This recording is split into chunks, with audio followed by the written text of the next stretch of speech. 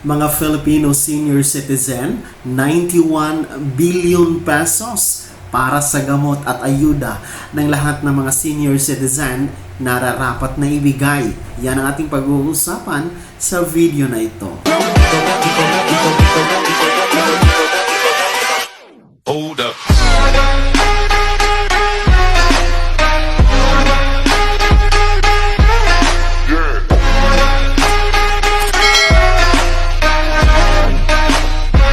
Hello mga ka-vlogs! Welcome dito sa aking YouTube channel.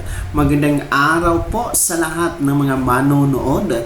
Saan po kayong dako sa mundo? Kumusta mga ka-vlogs?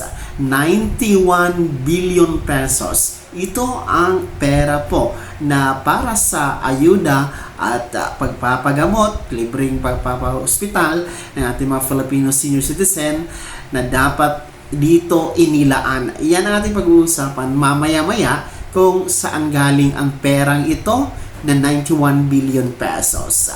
Pero bago po ang lahat ha, kung bago ka pa lang dito sa aking YouTube channel o di kaya hindi ka pa nakasubscribe, i-click nyo muna ang ating subscribe button na nasa baba. At huwag nyo kalimutan na pindutin ang notification bell. Ilagay nyo po sa all para updated kayo sa lahat ng mga videos na i-upload ko.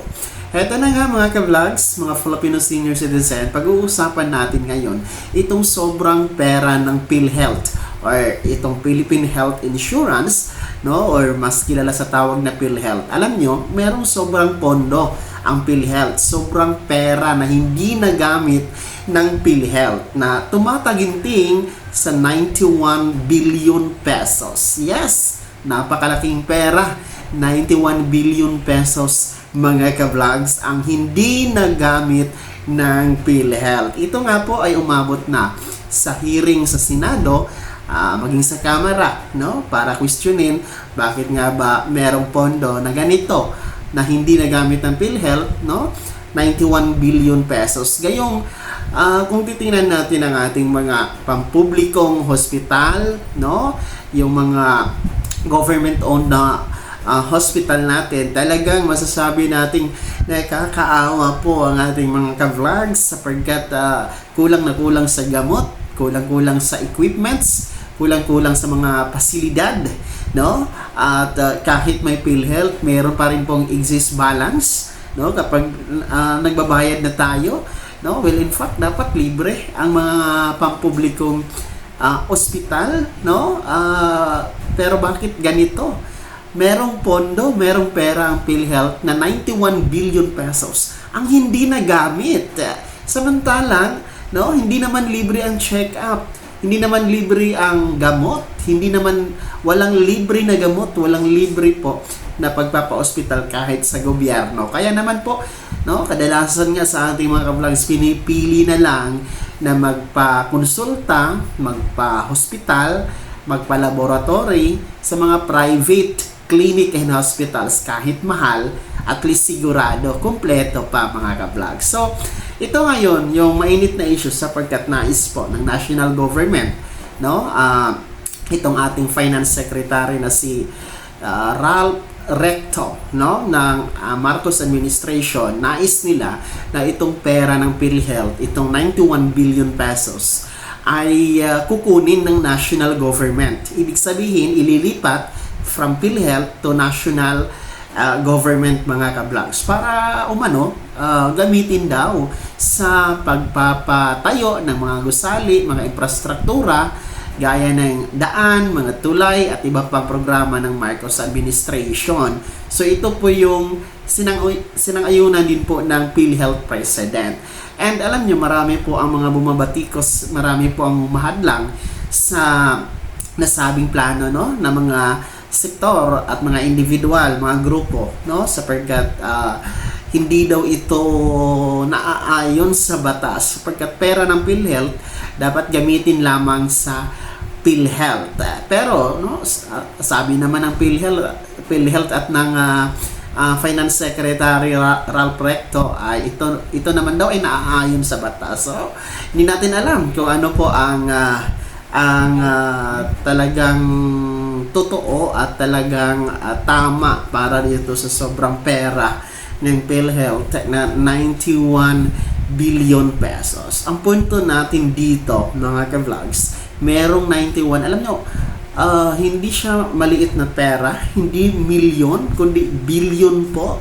91 billion pesos ang hindi nagamit ng PhilHealth na sana ito ay mapapakinabangan ng ating mga ka-vlogs na walang kayang magpapagamot at magbili ng gamot, magpapalaboratory, particular ng ating mga Filipino senior citizen. Kaya sa opinion ko, no, kung meron mang ganitong kalaking pondo, 91 billion pesos, sana, no, ginamit na lang po ito, tinulong na lang po ito, at inilagay na lamang po ito sa hanay ng mga Filipino senior citizen.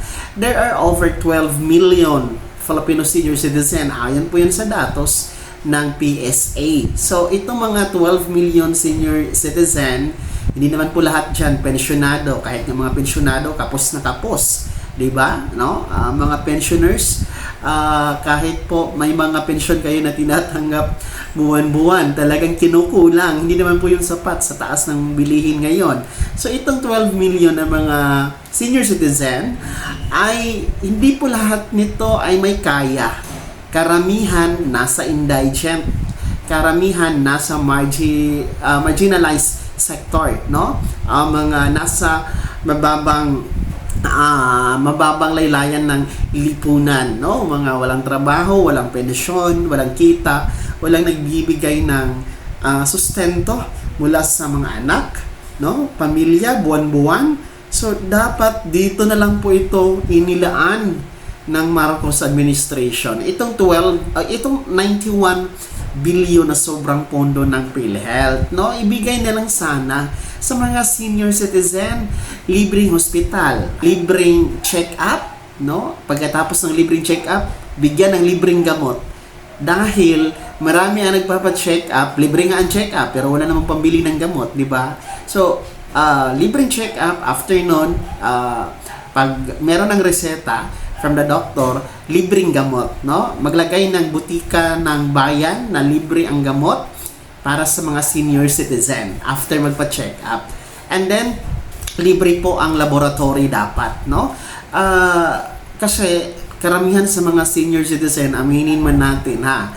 Mga senior citizen na nanonood sa video na to, aminin man natin, takot tayong magpa-check up, takot tayong magpa-laboratory, dahil takot tayo na ating malalaman kung ano yung ating sakit. So, yung po yung kaugalian nating mga Pilipino na talagang hindi po maganda, sapagkat kahit pa paano, habang maaga pa lang ay atin na po nakikita kung ano yung problema sa ating katawan at ng maagang maagapan, mga Filipino senior citizen. Kaya yun po yung opinion ko, dapat itong 91 billion pesos na sobrang pondo, hindi nagamit na pondo ng PhilHealth, ibigay sa mga senior citizen, libreng gamot, libreng check-up, libreng pagpapa-hospital, libreng konsulta, libreng vitamina, no? Libreng vitamina plus bigyan ng masustansyang pagkain, no? Mga gatas, no?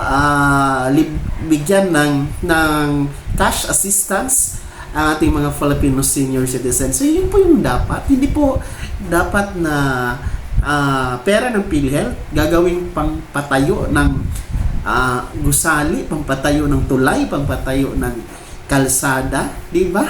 So, parang ang layo naman from PhilHealth to national government, di ba? Ito na ba ngayon ang nangyayari, no, sa ating gobyerno ngayon? Parang ewan, no? So, hindi naman tayo anti-Marcos, hindi din tayo pro-Marcos, pero tinitingnan din po natin, no, kung ano yung tama as ordinary Filipino. So, yun po yung opinion ko na sana gagamitin na lang sa mga Filipino senior citizen itong perang hindi nagamit ng PhilHealth. Bakit ba naman kasi may perang hindi nagamit ng PhilHealth, no? Kung titingnan nyo talaga, ang daming kakulangan sa mga pampublikong hospital, kaya mapapatanong na lang talaga tayo, mapapaisip kung bakit may ganitong kalaking pera ang hindi nagamit Gayong ang dami-daming naghihirap na hindi kayang magpapagamot na mga Filipino, lalong-lalo pa ang ating mga lolo at lola. Kayo, mga Filipino senior citizen, no? Sa mga nanonood sa video na to, mapa senior citizen ka man or hindi, ano ang komento nyo dito sa issue ng PhilHealth na may 91 billion pesos ang sobrang pondo, ang hindi nagamit na pera ng PhilHealth? Ano po ang opinion nyo dito? No? Sang-ayon ba kayo na ililipat ang perang ito mula PhilHealth to national government? Pangalawa, sang-ayon ba kayo na gagamitin ng Marcos administration ang pera ng PhilHealth, 91 billion pesos, sa pagpapatayo ng mga infrastrukturang project ng administrasyon ngayon? Pangatlo, sang-ayon ba kayo sa ating suggestion na itong 91 billion pesos ibibigay na lang sa inyo, mga senior citizen, libreng gamot, libreng pa-check up, libreng pa-hospital, libreng pa-laboratory, libreng ayuda? Sang-ayon ba kayo doon, no? Alin doon ang sang-ayon sa inyo? I-komento nyo po sa comment section na nasa baba ang inyong saloobin at ang inyong mga opinion. Bago ako matapos sa video na to, kung gusto nyo pong sumuporta sa aking YouTube channel, maaari nyo pong i-click ang ating super thanks button na nasa baba. Sa mga gustong maging miyembro, ayan po ang ating join button. Mamili kayo mga ka-vlogs, marami pong mga perks na andyan.